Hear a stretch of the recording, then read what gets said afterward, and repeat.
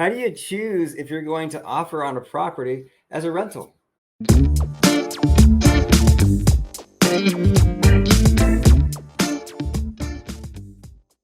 Hi, I'd like to talk to you about buying rental property, how you make plans around it. We are in the Dallas-Fort Worth area, and I help investors on a regular basis look at properties and purchase them for their investments. There are a lot of different markets you can invest in around the country. Dallas is not one of the strong cash flow markets, but there are other reasons why it is very attractive to invest here.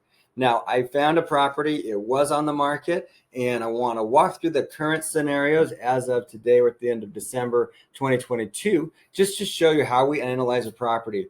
We don't want to just know how it's going to perform in the first year. Would like to make some assumptions about how it might perform in a 5-year period.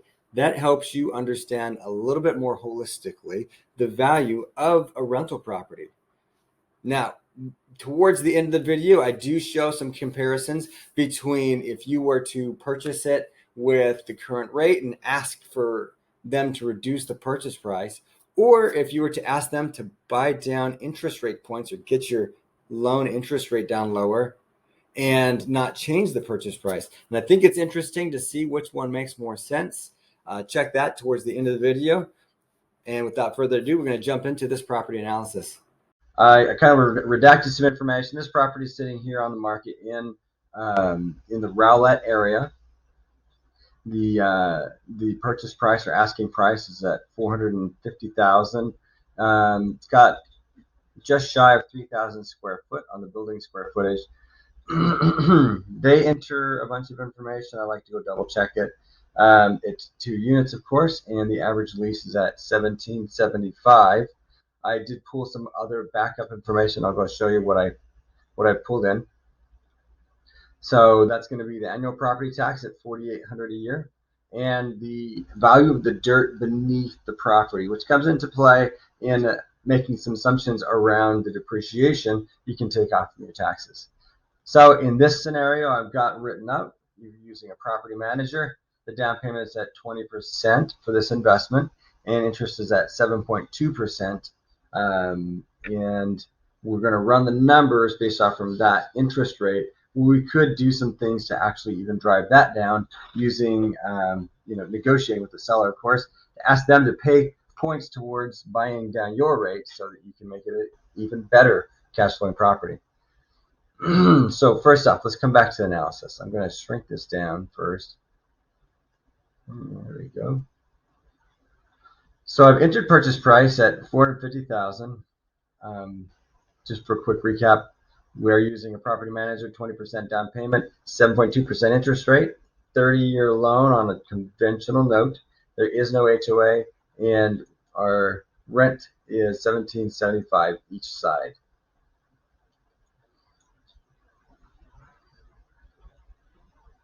So the down payment at 20% is going to be at $90,000. Your closing cost is going to be approximately this here $13,000.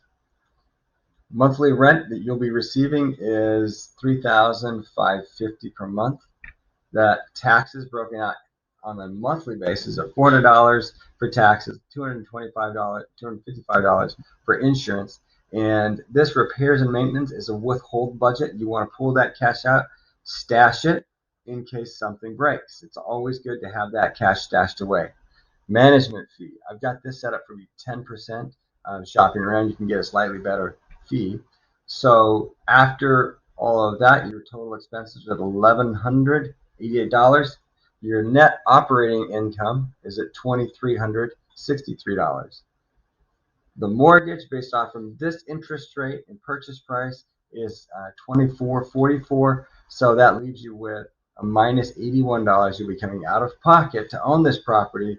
And so at this purchase price, it doesn't necessarily work in year one. We can toy with that, and I'll show you a few different things we can do. But if you were to purchase this property and be okay with the fact that out of the first year you're going to spend $974 out of your pocket to own it, this is where we start to see the value climb. So this is a 5-year projection. There are 4 ways you make money in real estate. First being cash flow. Cash flow is that rental income this the money that everyone is planning on. So cash flow after all of the expenses and mortgage in a 5-year time horizon, you'll make 38.96. Principal paydown is the second way you get paid in real estate. Principal paydown is when you go and take a loan at the bank and make that payment every month. That payment gets broken up into two chunks, part of it going towards the interest, but the other part pays down the actual loan balance. So over time, having tenants, they are partnered with you. They are paying every month to the bank, and then paying down that loan balance means that when you sell the property, you have a lower liability from that loan, and you are able to recoup that earning that your tenants have been paying every single month. Over 5 years, that's $20,000 contributed to your cash. Next up, we have appreciation. So appreciation is the value growth of real estate over time. Over the past 10 years, Dallas has appreciated about 9%, which is phenomenal. It's been a great appreciation period over period. The number of jobs have been tremendous, and that's really what drives the values up. That being said, whenever doing these calculations, I like to keep my appreciation at 3% because that's more tenable standard. And even further, I've actually removed appreciation for the first 2 years only because we did see such a run up. We hit kind of a peak and we're seeing some reduction in values. So I don't want to make assumptions around appreciation that are not accurate. So in year 1 and 2, I've removed the appreciation. Year 3 through 5, I'm leaving that appreciation in at 3%. So if only appreciation happens in year 3 through 5, let's say value degrades just a little bit, and then you get it back to even here in this year. Then let me actually put 0 there. Get back to even here this year. Then over a 5-year period, you're going to see 41,727 as your appreciation value change. So when you sell the property, this principal pay down and that appreciation are two numbers that you're going to see on the purchase or on the sell price of value growth. That's 61,000 between those two. Last up is this depreciation. This comes out of your taxes. When you buy a house, and I mentioned it earlier, when you buy a house that is for instance, $450,000, there's a certain amount of that value, this is the dirt value. We've got that set at my dirt value at $125,000. These are all assumptions, of course. This is assessed by the tax group. That comes out of the purchase price. So your improved value is $325,000. That gets marked across the year. And they take that number, divide it by 27.5, and that gets contributed towards your taxes. And you can reduce the amount of taxable liability that you have on a property every year. And that's how owning real estate really starts to drive more value because you're paying less taxes by owning that real estate. All overall, with these 4 scenarios, your cash flow, your loan pay down, appreciation, and your tax benefit, you've got $124,850 of value growth. Cash on cash, meaning the money you took out of your pocket to purchase it, that return is at 121,000 in a 5-year period. I'm sorry, 121% in a 5-year period. So that's if we don't do anything. Now, there's a few things we can do. We can do a loan pay down, request a loan pay down. And so let's say we request a loan pay down and it's able to change the loan over the life of the loan to be 6.2%. That would be, we do that rather than reducing the all-in ask price. We make that adjustment, and just that adjustment, getting it down 1 percentage point on your interests, is going to give you $150 of cash flow every single month. Then coming over here, this 5-year outlook, that's a significant jump here. We were at 121% cash on cash return, and now we've jumped it up to be 139%. So we went from, let me move that. We went from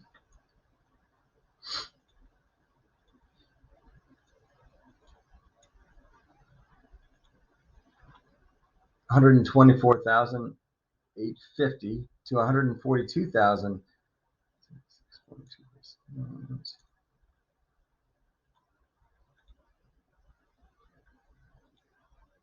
So yeah, 142, just shy of 143,000 of value growth on this property just by making an adjustment in that interest rate that you have coming out every month. There's other things. I mean, we can of course ask for a price reduction, but let's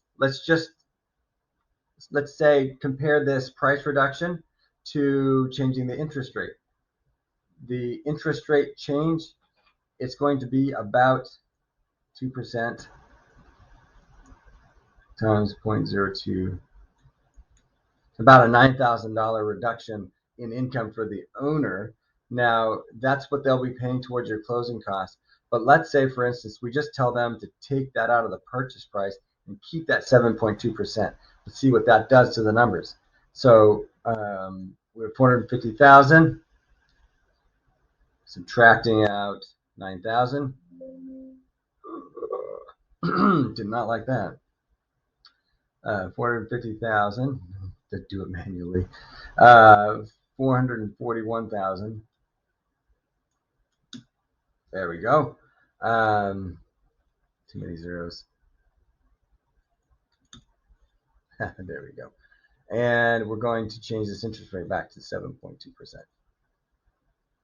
So now your out of pocket is at $27,000. Just the change of, rather than reducing the purchase price, put it on paying down points, made a difference in your monthly net income. Coming over here to the projected outcome, honestly, you've only made a marginal change in the amount of income that you made. It was at $125,770. Now it's $125,234. You didn't see a whole lot of value growth. Same $9,000 difference. So that's why we always talk about we want to work on getting that rate down rather than dropping the purchase price. Now, this was just a quick run through.